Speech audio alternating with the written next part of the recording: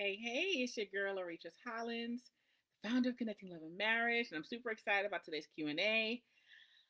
Today we're going to be talking about 3 tips to creating boundaries in your marriage and in your life. Okay, if you're anything like me, you like consistency, you like boundaries, you like to know that things are going to work out the way they need to be working out. So boundaries are necessary.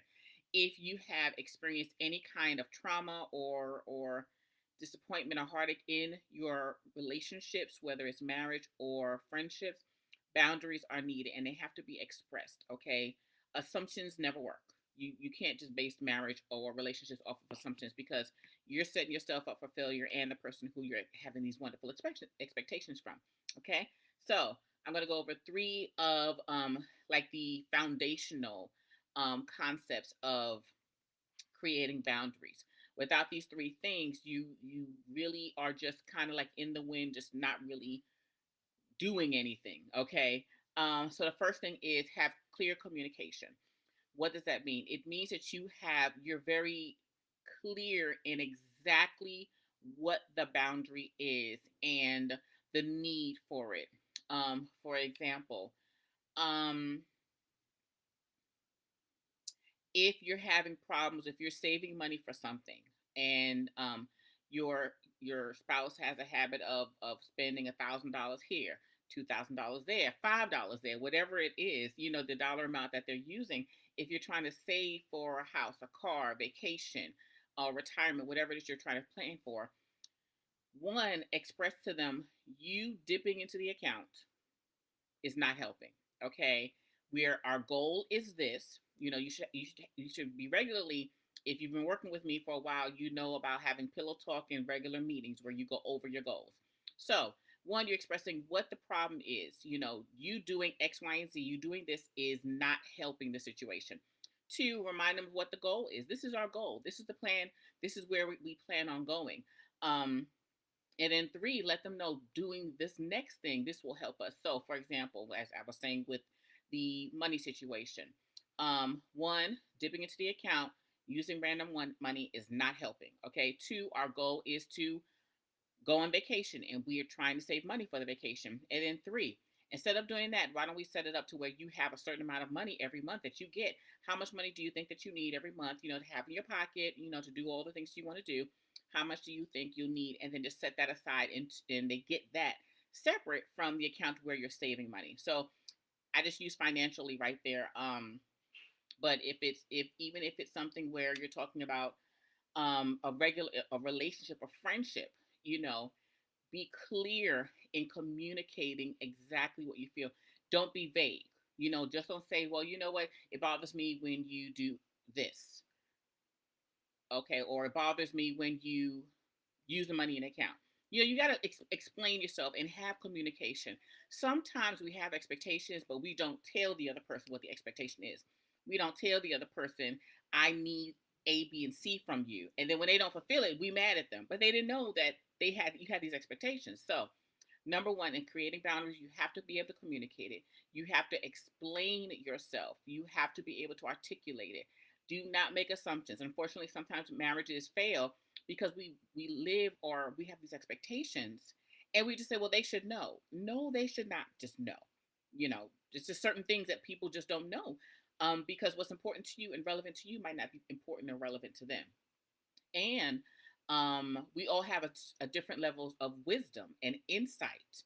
Um, so just make sure that you're very clear and speak about what the exact problem is and what you need from them. Okay. 2, set clear consequences. There has to be a consequence for the behavior. Now, no, they're not a child, and no, you're not spanking them and scolding them, but there has to, if someone is infringing on your peace, okay, let's say this person is just chaotic and they just, oh my gosh, and the world's always exploding, and oh my goodness, everything is exploding, and if they're always coming and taking away your peace, one of the consequences might be they don't have as much access to you.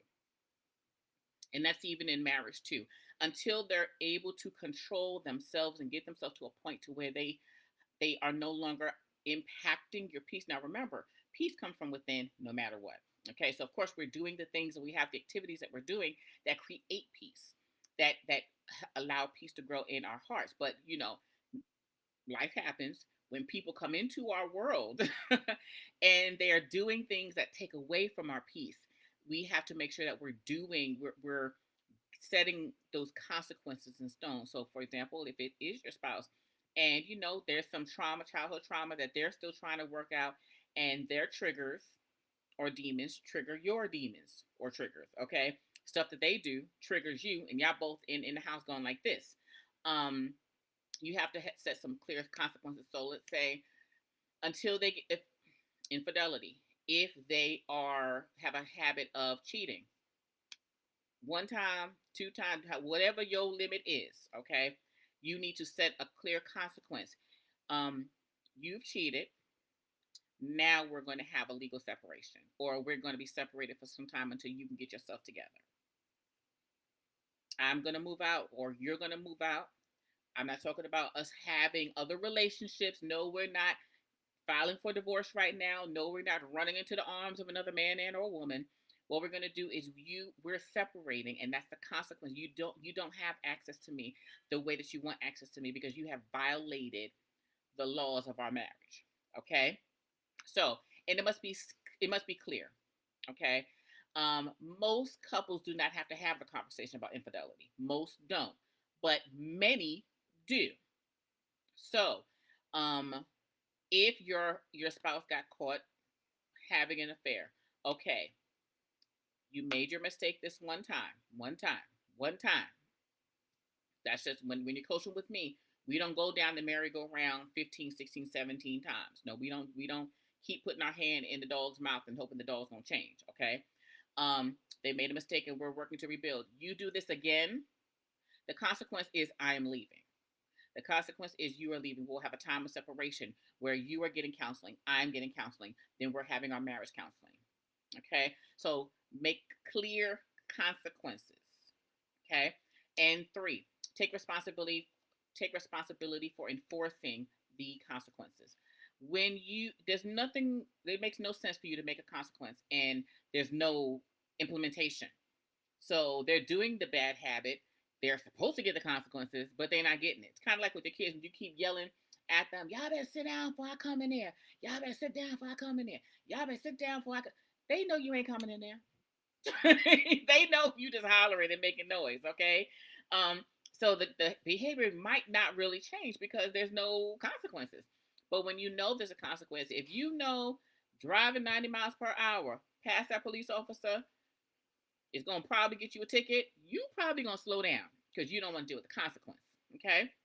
So you have to be bold and confident enough to actually implement the consequences that you're saying. Okay? So husband gets caught infidelity. Okay, we're going to work on the marriage. We're going to do all the things. We're going to do all the things. Okay, we're going to work on the marriage. He get caught again. You have to be bold and confident. That's why I say that you have to have your own counseling, the counseling that rebuilds you to where you are able to stand up and say, you know what, I deserve better than this. Okay. Um, you have to be able to say, okay, we had the discussion, you violated the discussion or the boundary. Now we're on to the consequences. And you're going to have to be confident in yourself. You're going to have to love yourself enough to know I deserve what I'm asking for. I'm asking for them to be that man that God created them to be. I'm asking for them to be committed to this relationship. And you have to know that you deserve it in order to enforce the consequences.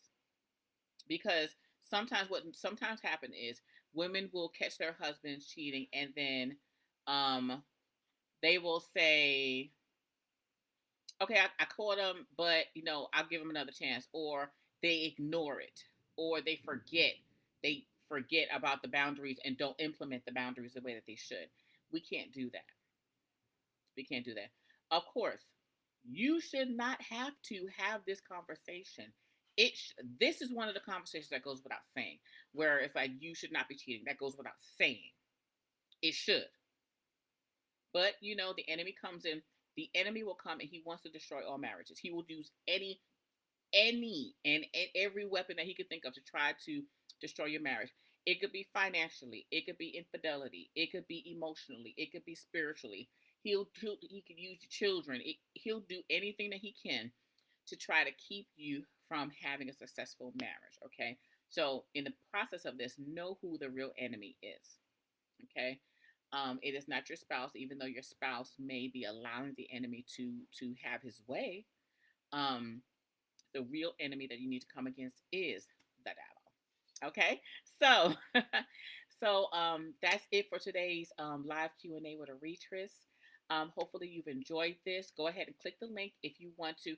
There's actually 30 tips that I have for creating boundaries in your life and our marriage. So if you want to grab that, go ahead and click the link and you'll be able to grab it and implement them. If you are struggling with creating boundaries, if you've experienced trauma and or infidelity in your marriage and you're struggling with finding yourself, finding your voice, creating boundaries, determining if you want to stay and or go, you probably want to enroll into Restored and Confident Society. That is where we help rebuild you, get you grounded, get you rooted, and help you find your voice again so that you can make clear decisions, remove all the clutter and the junk that's running around in your mind, and just help you really get to the point to where you can make decisions and knowing and feeling confident in your decisions. Okay.